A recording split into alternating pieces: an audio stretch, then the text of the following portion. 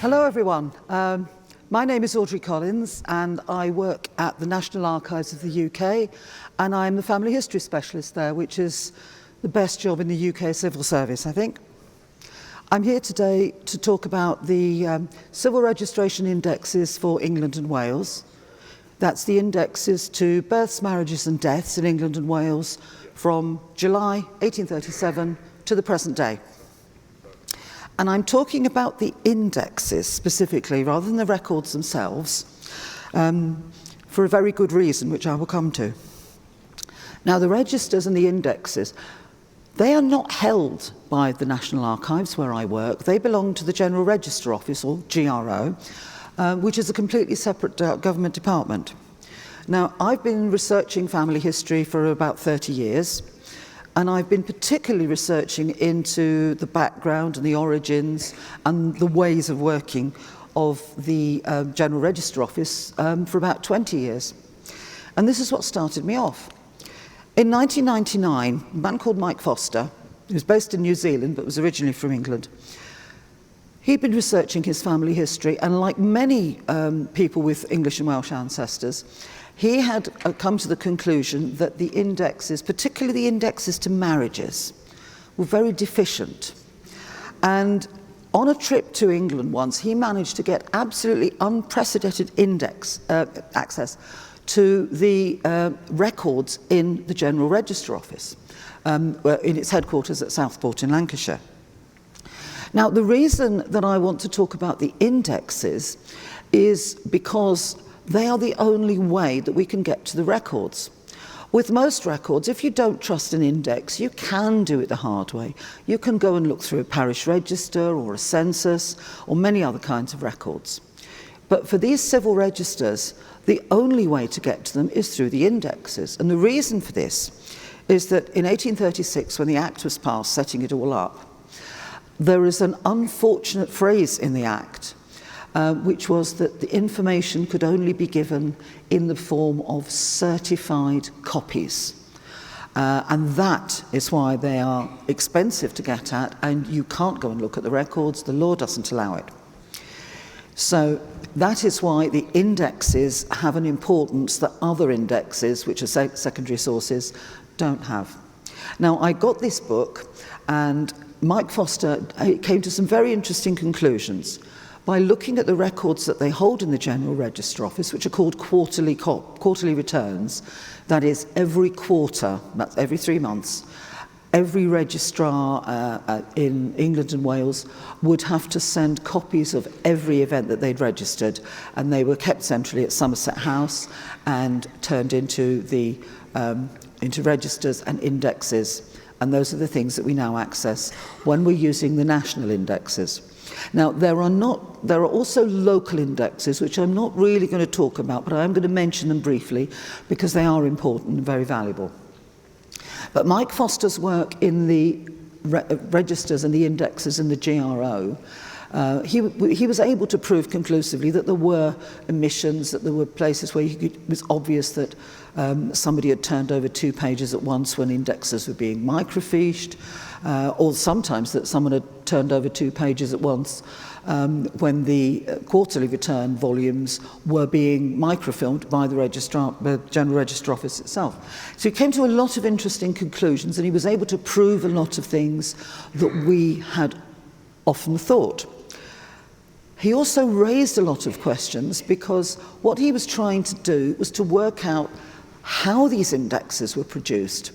And like me, he believed that understanding the way a record was created and who created it and the mechanism by which they did it, that can be very important in helping you to understand the records and to make the most of them, and also to find strategies when maybe you don't find the result that you want. So it was reading his book, and my copy is covered in scribbly little pencil notes, that inspired me to go and do the research to find the answers to the questions that he wasn't able to answer. He made some guesses, and they were quite good guesses. Unfortunately, a lot of them were wrong, but that's not his fault, because the information that you needed to answer those questions was not in the General Register Office. It's a government department. It has the records and everything it needs to do its current job, which is registering events and producing certified copies.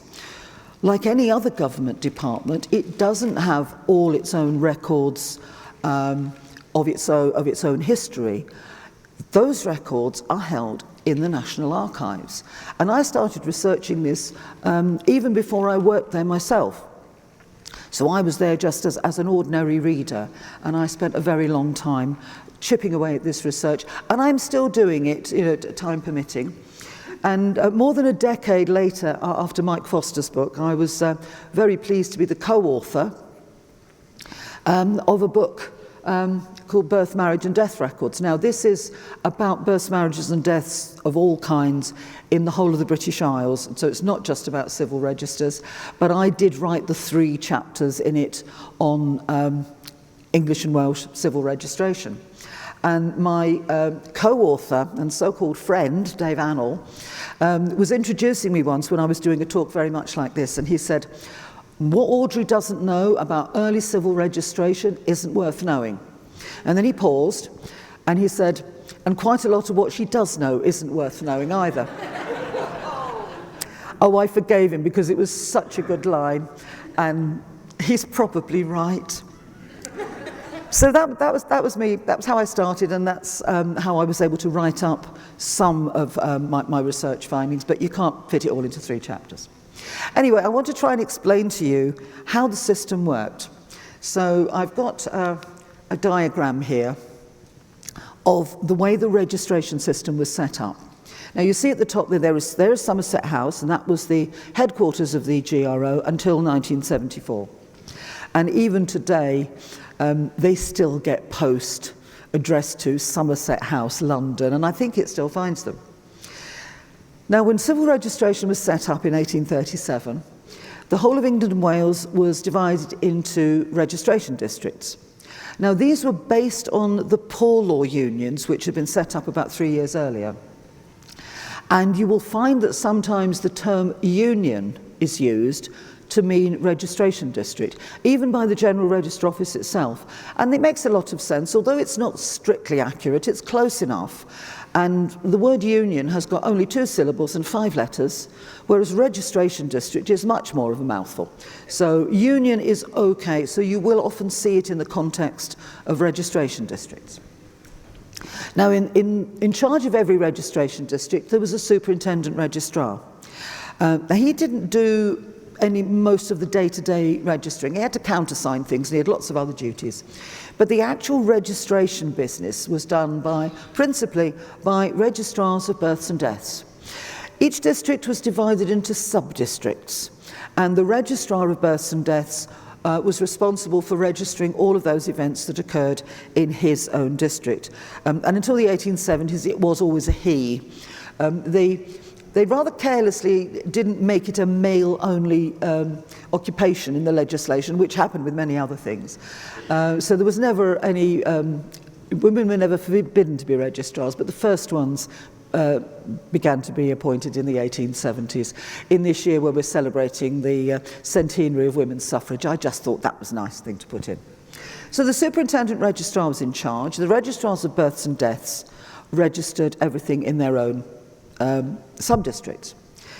Now, on the right-hand side of the diagram, you'll see there were registrars of marriages. These were responsible directly to the superintendent registrar, and some of these were also registrars of births and deaths, but they didn't have to be. And these people were responsible for performing civil marriages anywhere in the registration district. Now, in practice, a true civil marriage in a register office was extremely rare. Until well into the 20th century, the great majority of marriages took place in churches, and principally in the Church of England. The registrars of marriage would perform some civil ceremonies, but mainly what they were responsible for was performing marriages in places of worship which were not the Church of England. Historically, the Church of England clergy have always been able to perform marriages just by virtue of being an ordained minister. That gives you the right to perform marriages. And they had a monopoly on this. from 1754 up until 1837. The only exceptions to this were Jews and Quakers. And as a proportion of the population, these were very, very few. So most marriages were performed by Church of England clergy. And on the diagram there, you'll see where I put clergy, I mean Church of England clergy.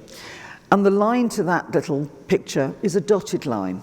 And that is because the Church of England clergy, although they had the historic right to perform marriages, and they had obligations under the Civil Registration Acts, they were not directly responsible to the Superintendent Registrar or the Registrar General.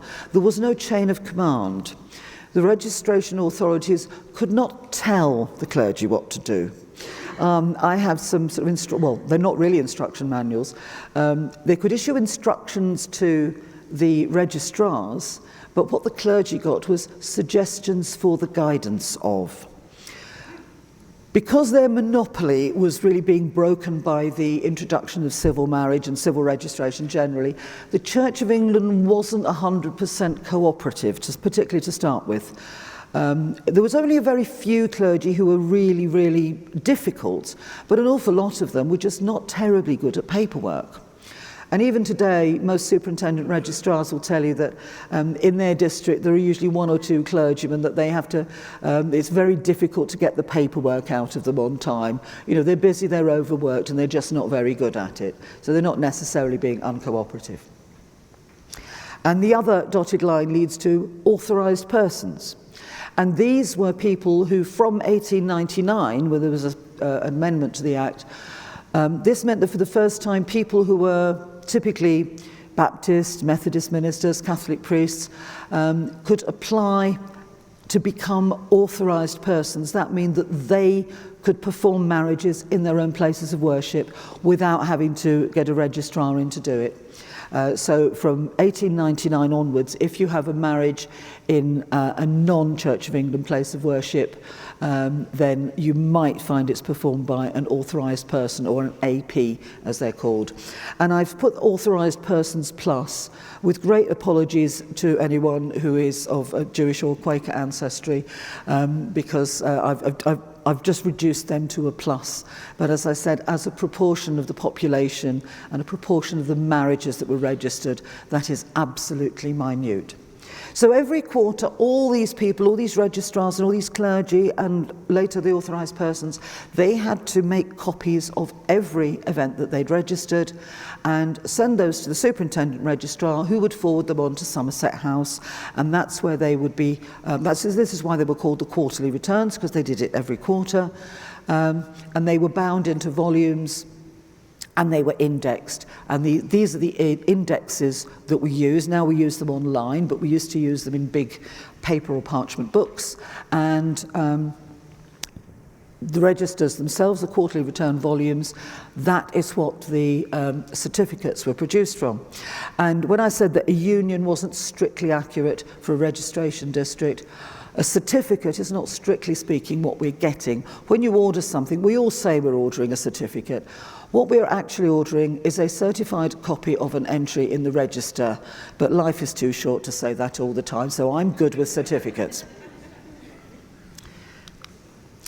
This didn't always go terribly smoothly, and I found this in the Registrar General's correspondence. It's an unfortunate incident. In May last, the clerk sent by the Superintendent Registrar of Leeds, Mr. Lampen, had willfully destroyed the packet of quarterly returns instead of posting them to the GRO, consisting of 2,086 entries in all.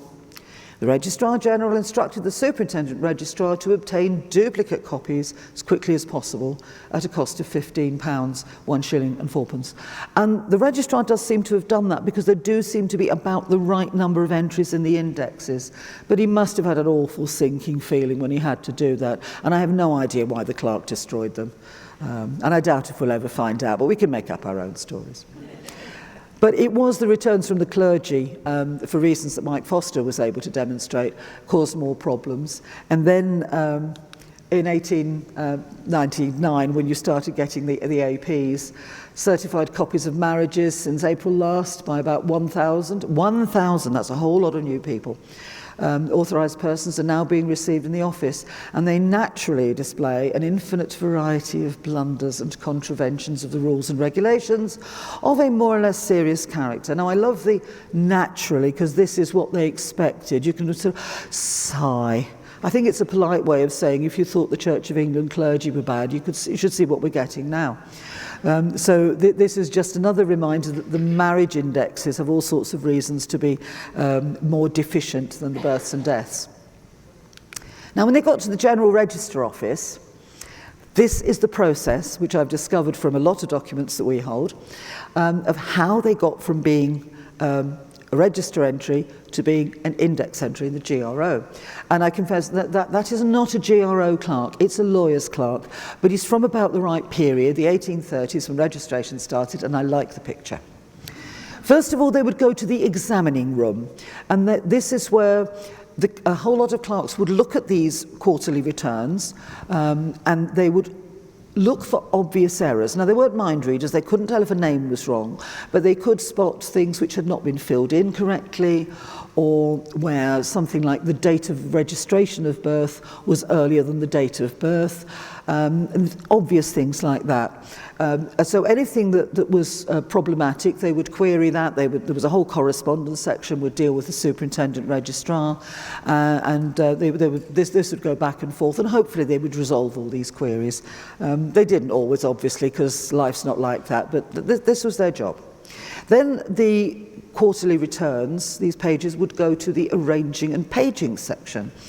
And each page, first of all, for births and deaths, there would be up to 10 entries on a page, which is exactly the same as in the registrar's own original registers. And for marriages, there would be, first of all, there would be up to 4 marriages on a page. In the early 1850s, this was reduced to 2. And they would look at all these pages, and then they would sort them into order. Now, within each sub-district, you would get all your births and all your deaths, and for all the marriages within a whole district, they would be put in order. Now, within a registration district, all the births and deaths would be bundled together in sub-district order, usually alphabetically, and the marriages would be alphabetically by the church that they had come from, and any registrar marriages and authorised person marriages, they would be at the back. They would all be bundled together in sub-districts and then in districts. And then the districts were assembled into volumes. Now, a volume is a completely artificial geographical description. You know, there wasn't an office in charge of a volume, but it's a geographical area. And these were, first of all, these were numbered. There were Roman numerals, starting with 1 in London and working out round the country from the southeast and so forth and up to the north, ending in North Wales. So you had Roman numerals for the volumes up to the early 1850s, and then they changed to numbers and letters after that. And then there was another reorganisation in 1946, but the principle was still the same, that you have sub-districts, districts, volumes. And once they were assembled into volumes, then they were given page numbers. So all the entries, all the pages from a particular district, in fact from a particular volume, would be numbered. So starting with the first page of the first sub-district of the first district, right through to the last sub-district of the last one. So over the years, if you see lots of entries from the same district, I mean, if your family stayed in the same place for a long time, you will often find that all the births or the deaths, they will have fairly similar numbers, because they would have roughly the same range of numbers year after year. So that they were arranged in pages. So now you've got some big volumes, and then it was time to index them. Now, the first thing you had to do was to transcribe. So the clerks, who were called transcribers, what a surprise, they would go and extract the information from each entry that was going to go in the indexes. Now, to start with, no matter what the entry was, whether it was a birth, marriage or a death, they would extract the last name, the forenames, if any. You do get some entries that don't have a name at all. And then the district and the volume and the page. And that would be on a transcription slip. In fact, it would be on a big transcription form, which was then cut up into slips. And then, you guessed it, they'd be sorted. And a whole nother army of clerks had great big piles of paper slips to sort into alphabetical order. First of all by initial letter of surname, and then down into proper alphabetical order. And I can't imagine what a fun job that must have been. I have done my share of indexing back in the pre-computer days when family history societies were indexing census returns, and you'd go home from the society meeting with a box full of paper slips and you'd sort them and take them back next meeting. That's the same principle. So once they were sorted, you would have great big bundles of slips in alphabetical order, and then they would go to the indexers, and the indexers were the clerks who wrote out the original parchment indexes. And from 1837 up to 1865, they were handwritten parchment index volumes. And because they were handwritten, and this is a slow process, there was only one copy of each. They did all have very lovely handwriting, I have to say that. They made mistakes, but probably no more than you or I would. And these volumes were still in daily use up until 2007, when the physical volumes were removed and everything was then on microfiche or online. So parchment is very tough stuff. And then the index volumes would have been prepared with the information that we still see on the online indexes. And the volumes with the quarterly returns, they would be put in the vaults, and the index volumes would go to the search room. And I was very pleased to find an example of transcription slips. Now, this is just the top part of a page that had 10 items on it. This happens to be a birth one, and these are from about 1910, when that system were changed and they stopped using these.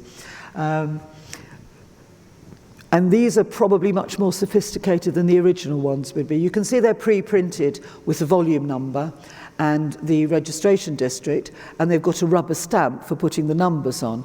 I haven't seen the very early ones, but I rather suspect they were a lot more labour intensive. It's worth noting here too that the entries are written in cursive script. You and I, if we were doing something like this, we would probably do it in block capitals. But this is cursive. So when you were looking at things and you think something may have been mistranscribed, even as late as 1910, you still have to think of letters that are confused in cursive, not letters that look similar when they're in block caps or printed. And also you'll notice, I think this is rather clever, there is a gap between each entry, so that when they came with their great big paper guillotine to slice them up, if the writing had strayed a bit, as it has here, you could still get a nice clean cut and not lose anything. So it's quite a clever system. I was quite impressed. Now this came to an end in 1910. This is why they'd got this specimen here, because they like to embrace new technology, and from 1910 they started using the modern marvel called carbon paper. This meant that the local registrars could actually use carbon paper. When they were making their quarterly returns, they would automatically produce the transcription slips at the same time. So that saves a lot of work, and it also saves a stage of copying. Although anyone who has ever used carbon paper will know what happens to carbon paper when it's been used a few hundred times. So I'm not confident that the slips that were later being sorted were always of the highest quality. Now, I mentioned that, as per Mike Foster, that the marriages can be particularly problematic, and I have actual personal experience of this, and this is a case that I was working on a number of years ago. This, you can see from the issue date of this marriage certificate, which I got from the GRO. I ordered it in 1998. Now, I was looking for the marriage of Joseph Rhodes to Sarah Ridgway. I had a birth certificate of a child, and in these days, before we had online indexes, you just had to look through the volumes and look for a man of the right name and a woman of the right name that were in the same quarter and had exactly the same reference number. That meant they were on the same page. And I looked and I looked and I did all the right things. I went back and checked it again, and try as I might, I could not find that marriage. I could find John Rhodes and Sarah Ridgway, So I ordered it just in case there was a mistake and the indexer had put John and meant Joseph, but no, there's a certificate and it does say John. Oh, blast. However, I did mention that there are such things as local indexes, and they're a wonderful, wonderful project which started up a number of years ago. In some counties, it's usually family history societies cooperating with local registrars, and so there are now a number of local indexes. And these are going to be better than the national indexes because they are indexing the original copies which are in the local register offices. The very first county to do this was Cheshire. And it did take me a while before it occurred to me to maybe check the Cheshire BMD indexes, just in case. I mean, how optimistic do you have to be? But I searched the Cheshire indexes, and lo and behold, I found the marriage of Joseph Rhodes to Sarah Ridgway exactly this year. So I ordered a copy of the certificate from Stockport Register Office, and there it is. It's Joseph Rhodes, father's John, it's Joseph Rhodes and Sarah Ridgway. Now, being a genealogist and being cynical and hard-bitten, I thought, well, yes, I'm sure this is right, but you can see this is handwritten because on the whole register officers don't have the technology to scan things onto certificate blanks. So this is handwritten, and there was always the possibility that someone in the register office had made a mistake. But I know that they didn't, because when the Cheshire Parish Registers went online, sometime after that, I now have a third copy of the same marriage, and there is the entry from the Parish Register for Stockport, and you can see it is Joseph Rhodes. So it was the copy that was sent to the GRO by the clergyman who performed the marriage, and I can recognise his handwriting now.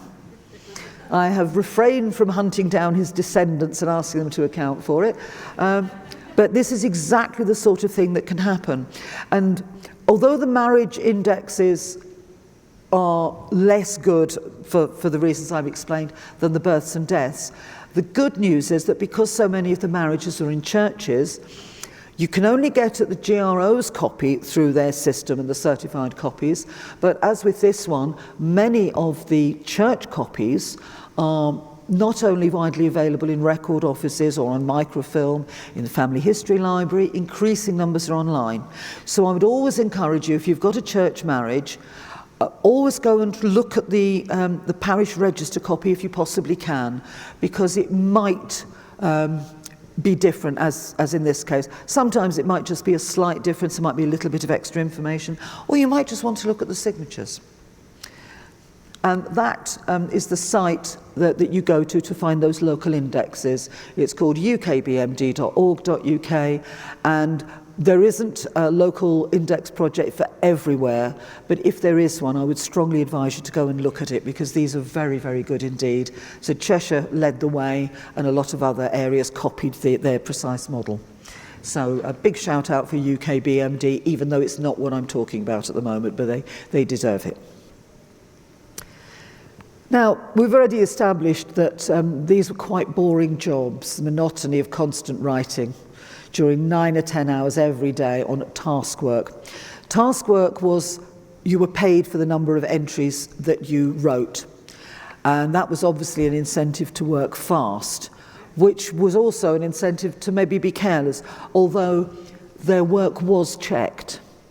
And the clerks would only get paid if they did it right. Sometimes you can see on the old manuscript vellum pages where a senior clerk has been and checked, and they've written the number of errors that they've found.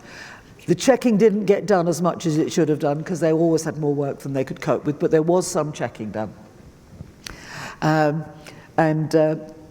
So it was an extremely boring job, tends to stupefy and destroy the senses of those employed in such never-ceasing work. It was 9 or 10 hours a day, as we know, and they often worked 5.5 or sometimes even 6 days a week.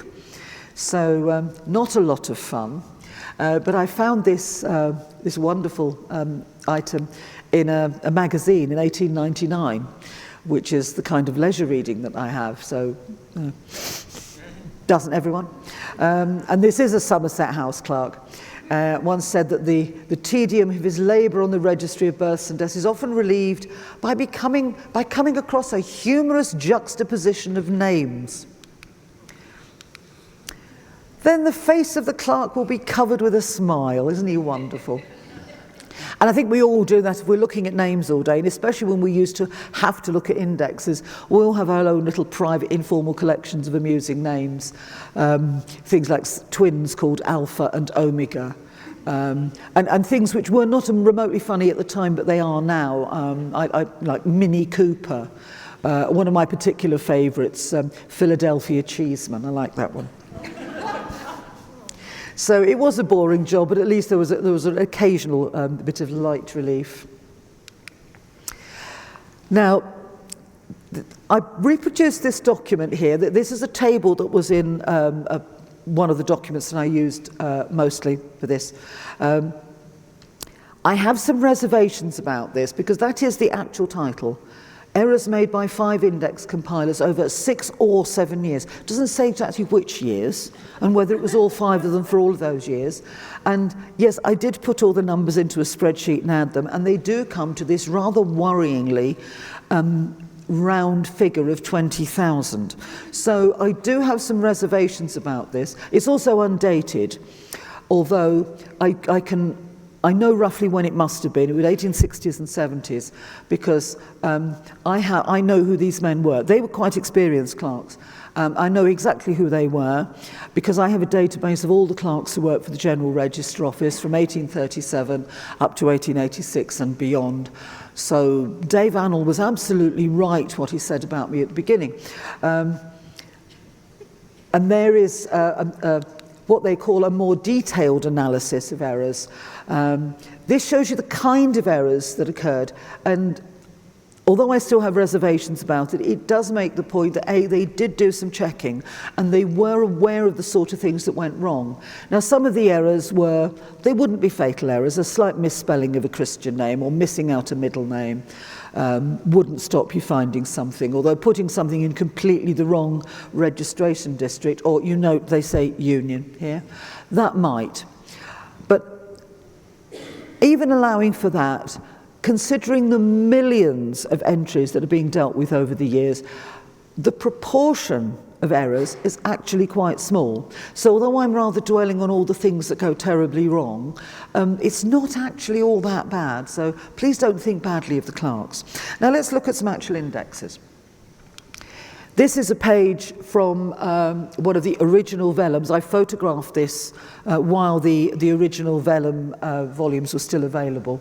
And this happens to be from a marriage index from 1858. And there was a mistake on there, right, to start with before you even get to the names, because the pages were pre-printed with the column headings and the columns.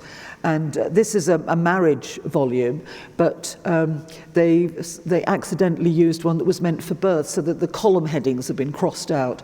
It didn't matter dreadfully, because the information being collected was exactly the same, no matter whether it was a birth, marriage or death. And they didn't want to waste this stuff. The clerks who wrote these up, the indexers, not only did they only get paid when they completed something and did it correctly, if they made such a mess that the parchment had to be discarded and thrown away, they could get fined for the value of the parchment, because this was very expensive stuff. I don't know if this ever actually happened or if it was just a threat hanging over them. And certainly I've seen lots of alterations and corrections on the vellum indexes, because common sense will tell you it was probably much more important to get the job done as quickly as possible rather than to punish the clerks. And this is one from a bit further on in the same volume. You can see that there's a name that's out of order. Now, this is almost certainly the sorter's fault. You imagine the poor indexer when he's writing out the name, and he writes out this name, and then he turns over and goes to the next one and finds that it's out of order. So you sometimes find little arrows like this where you've got an entry that's out of place, or sometimes a whole block of entries. And the other thing which you, at the very top of the original page, which is very hard to see, you could see it sort of in the flesh as it were, but little pencil notes there, sometimes the initials of the senior clerk who had checked the work, and maybe the number that he'd found. And if I looked really closely, I could probably figure out who this clerk was, but even for me that's probably going too far. Now this was the form that the indexes were in up until 1865. 1866 onwards, they sent the sorted slips out to a printer in East London called Darling, and they typeset the indexes from the sorted slips. And you can see here that in many ways these are going to be easier to read because they're printed. And of course they could now print multiple copies. With the handwritten ones you can only do one at a time. But with printing, you could produce more, and they actually produced 4, so that they would have a backup copy to when the other one wore out. Paper is a lot less durable than parchment, so the paper volumes, they've been replaced. They must have used up all the backroom spare copies, because in latter years you would often find that the volume, the bound volume you were looking at, was a photocopy of one of these, and every time they got photocopied they got a bit fuzzier and a bit fuzzier. But they're still fairly legible, and they've now taken the fairly sensible step of just having the surname once instead of repeating it on every single line. So these are more pleasing to look at a glance. You'll also notice at the bottom that you've got what's called a write-in. If an entry arrived a bit too late for some reason, once the index had already been compiled, it could be added in. You can see little asterisks there where these entries are supposed to be, and then the details at the bottom. And the one at the very bottom is this is 1881, a birth register. Lily Graham was born in 1881, but for various reasons, her parents neglected to register her birth at the time, but she did get it registered late in 1933. That's probably the latest registration I've seen. More often it's somebody's about a couple of months late, but all things can happen. So I rather like that one.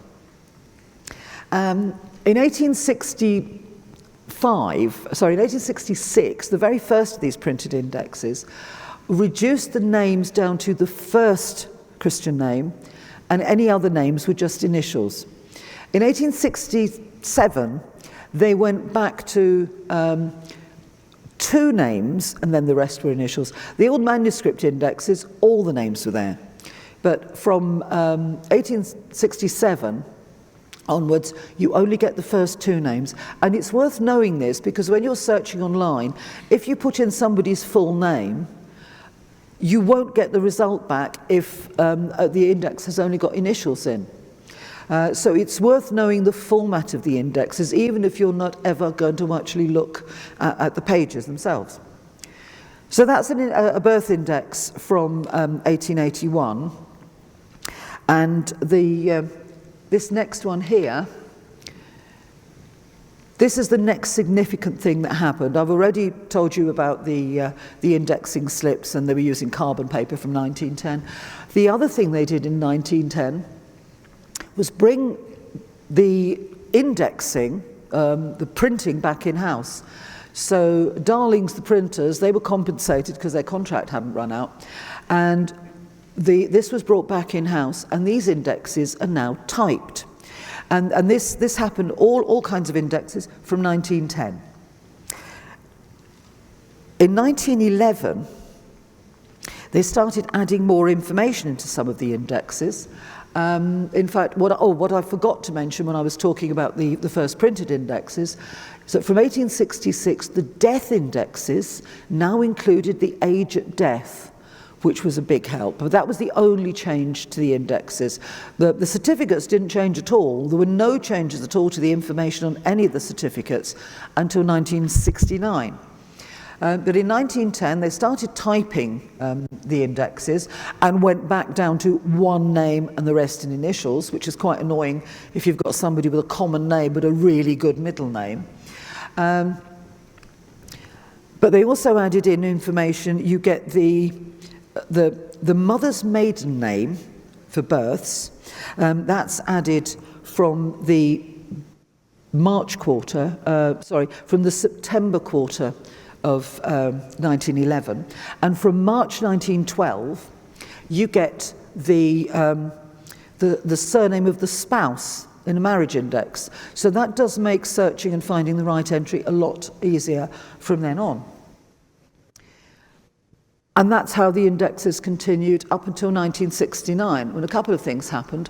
One was that the birth and death certificates changed and contained more information. And this is a birth index from 1982, but this is exactly the format that they were in from 1969 up until 1983, when this manual process stopped. You can see there are some write-ins there, and in this period, a write-in is very often a re-registration. This is when the law was changed in 1926, so that from 27 onwards, if a child's parents weren't married when the child was born, they could re-register the child once they did marry as their own legitimate child. And you do find quite a lot of these additions. They're not always, but sometimes that's the explanation. But the information in the indexes didn't change. The format looks a bit different, but the information is the same. But the death indexes, they did change, because the extra information that was in the death certificates, this was, instead of the age at death, you got the date of birth of the deceased person. This is very, very good, although, health warning, the information is only as good as the person registering the death. And even if it was a close family member, they did sometimes make mistakes. You would be surprised just how often people would get the day and the month right, because they knew when Granny's birthday was, but they might get the year wrong. And sometimes they didn't even know that much. There is one entry on this page which just says about, because somebody can only guess at the age of the person who's dying. I picked this page. This is from 1970, and I didn't pick this one at random. I picked it because it's actually got rather a famous death on it there at the bottom of that first column. That's Jimi Hendrix, who died in London in 1970. So that's his death entry. Now, we don't look at these indexes anymore. We look at online ones, and FreeBMD is the place that you should always go to start with. It's a wonderful site. It's crowdsourced. It's been going for a number of years, and it's very good for a number of reasons. One, it's free, which is always a good thing, but it's also of extremely high quality. It only goes up to 1983, because after that the indexes were born digital, and their job was to transcribe from the paper parchment indexes, which very often from the microfiche or microfilmed copies. The indexes are microfiched in, think about the 1960s, sorry, microfilmed in the 1960s, and they were quite good quality. Microfiched in the 1980s, and they were of less good quality. Most of the FreeBMD transcribers were working from the fiche or film copies, which have subsequently been scanned and are online. So these things have been through a few stages of copying before they get to FreeBMD, but it's a wonderful site. It's an extremely powerful search engine, and you can do all sorts of wonderful things with it. And I'd strongly recommend that you just sit and play with this for a while. This is the sort of thing you can do. I'm very interested in the surname of Firminger, and this is, I've just got every Firminger birth in Maidstone, and that's just a screenshot of it. That's as far as you can go until you buy an actual certificate. But you can do some other things with it. If you click on the page number, you can see all the other entries on the page, and the little symbol with the spectacles, that will take you to an image of the page that they were transcribing from. So if there's something that doesn't seem quite right, you can check it out for yourself. I did this again with the surname Dax, which is very rare, about one entry a year. And I've just given you a screenshot up to March quarter of 1864, but the next one is, what is going on? The Daxes have suddenly sprung to life. What is going on is quite simple. I didn't tell you when I was talking about the manuscript indexes, some of them were retyped. So if you see some indexes before 1866 were typed up, and they look much like the later ones. And here's a couple of pages that these entries come from. So you can see a bit more closely.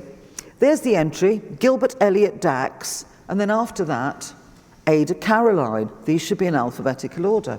The penny may be dropping. The typist should have typed another surname there. She should have typed, and they were all females at this point. She should have typed Day. So Ada Caroline and all the other people below her, their surname is Day, but they're indexed as Dax. The top of the next page, it's all right again. From Ellen onwards, they're correctly indexed as Day. Now, this is a very obvious one because we have a very, very rare name immediately followed by a very common name. But it does happen elsewhere, and it's just less obvious because the two names aren't one rare and then one common. So something else to look out for. Finally, on the printed indexes, something which is not at all obvious when you're using online searching, and that is at the end of every death index volume, you get unknowns. And these are the people who have died and are unidentified. If someone died a long way from home and they didn't have, their credit card and their driving license and all these things, and in the 1880s they probably didn't, all they could do was register, man aged about 45. Occasionally you get a bit of a name, and this could be some local figure that nobody knew their real name, somebody there called Policeman Jack. So if you can't find an ancestor's death, that's where it might be. Pick one. No, that's very bad genealogy, but it's a possible explanation. Now, if I were doing this talk a couple of years ago, I would have stopped here, but a couple of significant things have happened. The General Register Office, they're finally freed from this copies only. They have now they've done two things. They have done their own indexes from the quarterly returns, so their indexes are not derived from the existing indexes. They've gone right back to their originals.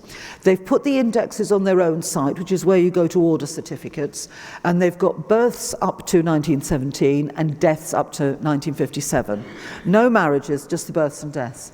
The other thing they have done is that they started a trial, which was a temporary trial, and they've gone back to it, and it's continuing possibly indefinitely, so that instead of ordering a certified copy, I'll show you some search results. They appear at the bottom of the page. You can click on a link there to order a certificate, or you can click on the PDF, and they can email you a PDF copy, and that is about 2/3 of the cost of the certificate, and it's a lot quicker as well.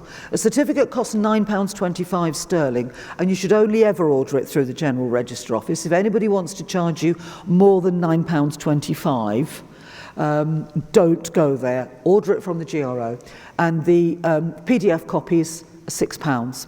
So that's a big improvement. There are some downsides. They've added the age at death to all the death entries, which is great, right back to 1837, although unfortunately some of them, they realised that the number is not necessarily years, it could be weeks or months. But if you have, you can submit corrections, and there's no automatic way they can review all this, but they are correcting them, as people pointed out. They've also added in the mother's maiden name on all of the births right back to 1837. Small downside is that the search engine is not particularly flexible. You have to put in a surname, and it's not brilliant with variants. It uses Soundex and something else a bit like it. So you can't always find things that you want. But there is some good news. If I were doing this a couple of months ago, I would have stopped here. But since then, Find My Past have started adding that mother's maiden name information to the early indexes. Now, it's not complete, so you won't find everything, but because Find My Past has a much more flexible search engine, you can do things without searching by surname. And just to conclude, back to my Firminger family that I'm very interested in, I was able to search on Find My Past for the births before the mother's maiden name appears in the full indexes, I was able to do a search purely on mother's maiden name, and I found quite a number of entries. I already knew about some of these people. So that's a way that you can get some of the data that you would normally only find on the GRO's new indexes. You can find some of it on Find My Past, not because they've got better data, but because they've got a more flexible search engine. And I am very hopeful that things will continue to improve. So watch the GRO, watch their site for news, and obviously watch the Family History Press and bloggers and things, because it's taken over a century and a half, but things are improving. So I hope that at least some of you will now go and maybe try something that you haven't tried before, and hopefully solve some problems that you thought you couldn't. And thank you very much for listening.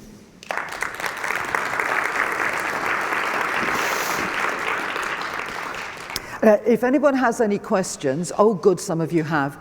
They have set up a microphone, it's a little way back, but if you could use the microphone so that everybody can hear the question, and then I'll do my best to answer them. So, the lady in the front, if you've got a loud voice, we'll start with you while people are making their way to the microphone.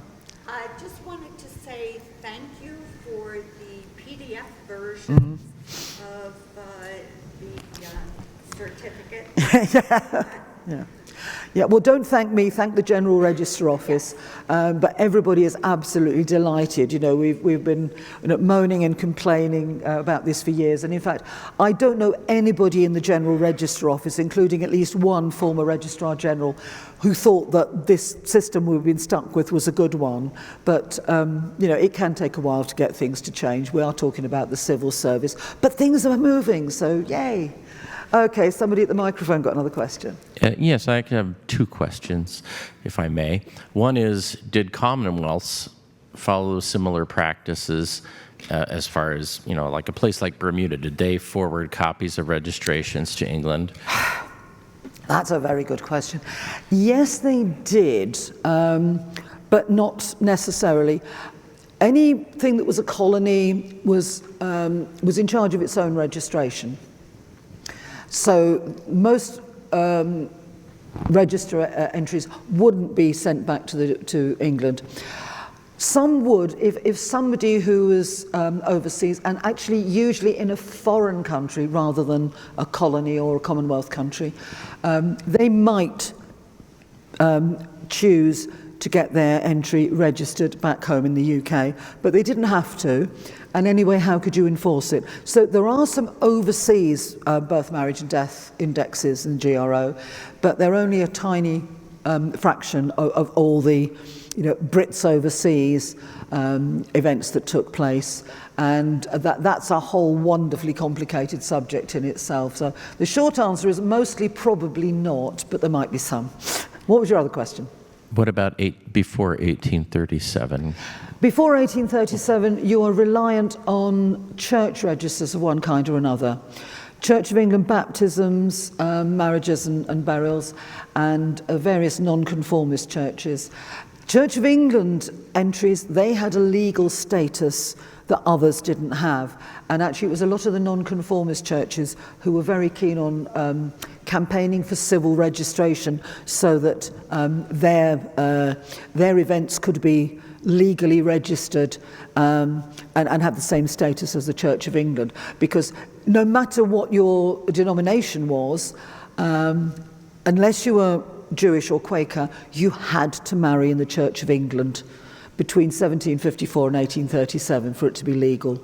So you can imagine how popular that was with the Catholics and the Baptists and so on. So there's no nice central registry. There's lots and lots of births and baptisms and marriages and evidences of this, but they're all over the place. We do cover quite a lot of that in the book I mentioned at the beginning, you know, available in all good bookshops and probably in some terrible ones as well. I don't mind if you get it out of a library. I'm not going to retire on the proceeds anyway. So it's a whole different area of research before 1837. 1937. And of course, that's still only England and Wales. Civil registration started in Ireland and Scotland much later. So, okay, next gentleman now. Yes, on FreeBMD's Searching Marriages, occasionally when you click through to see the list of names, you'll get an odd number of names. Yes. Do you have a strategy for finding that one that's not there? Yes, I do. Now, you should see 2 men and 2 women. However, because of the transcription process, and we've seen that things have gone through lots of people copying things by hand and things being photocopied and fiched and filmed, errors do creep in. So you will sometimes find that 3 people on a page, their entries are correctly transcribed with the correct volume and page number, but one of them might be illegible. You do sometimes see in the search results on FreeBMD, you'll sometimes see something in brackets or square brackets or just a question mark because they can't make it out at all. And then you can, sometimes you can just go and look at the index page, at the page and work out what it says, but then that only really works for the later period when you can see the spouse's name. For the earlier period, it's the first thing I would always do was look to see if you could find the church marriage, because they're mostly church marriages, and if you can find that, that will be a better copy. The other thing that I sometimes do, and this is so nerdy, you can download the results from FreeBMD, so you can kind of reconstruct a whole quarter's results for a registration district. So, don't laugh. I've done this, and sometimes if you do that, you can download them, put them in a spreadsheet, and you can sort them into order, and then you can see where the obvious gaps are. So you can find your 3 that have all got the same number, but there's a missing man or a missing woman, and then you might find that there's a woman all on her own. Who looks like she might be the one, and sometimes you can tell by looking at the number that it's a sort of number that could easily be mistranscribed. So I've quite often done that, and then gone and looked at this stray person that looks like they might fit, and seen that the image for their index entry, yes, it is a bit indistinct, but it really is a 3 and not an 8, and so forth. So. That's one of the great things about FreeBMD, is being able to download things, and you can sort of reconstruct them and sometimes find the missing piece of the puzzle. And then when you've done that, you can tell them, and then they can correct it. If they look at it and think, yes, I agree with you, that is a 3 and not an 8 or whatever. And then this is why FreeBMD is constantly improving, because they have a lot of transcribers, and they go back and they add in all sorts of features, and people are always adding corrections and things. So it's a wonderful, wonderful site. I was a bit sceptical about it when it started out. I thought, oh, this will never work, and why don't you do something more useful instead? I have never been so glad to be wrong in all my life. It really is an absolutely marvellous tool to use, and so it should always be your first go-to. And I can't remember if I mentioned, because I've been rehearsing this and I've already done this talk once this week, Ancestry take their birth, marriage and death index data from FreeBMD up to 1915. After that, they've done their own indexing. Find My Past have done their own indexing right from the start. So, as with any other record, if the same thing is in 2 or 3 different places, transcribed by different sets of people, you will find some discrepancies. So the general rule, if you can't find it on one site, it might be worth trying another one. And I've done that. I've done little comparisons, and they're broadly the same. I harped on about all the things that can go wrong, but overall, most people find most of what they want most of the time using the ordinary old-fashioned, just look it up and find the records. But it's when you dig into it and you get as obsessed is such an ugly word, shall we say focused, as I am, that you can actually make sense of things, because you understand how the records are created, and then you can work out what the problem might be, which if you just parachuted in and saw an individual entry in isolation, you wouldn't be able to make any sense of it. Well, that's my excuse, and I'm sticking to it. Okay, I think that looks like it was the last of the questions. So thank you very much for listening, and and being an audience and giving some background noise, because this was live streamed and recorded, so it'll be on YouTube to haunt me for the rest of my life.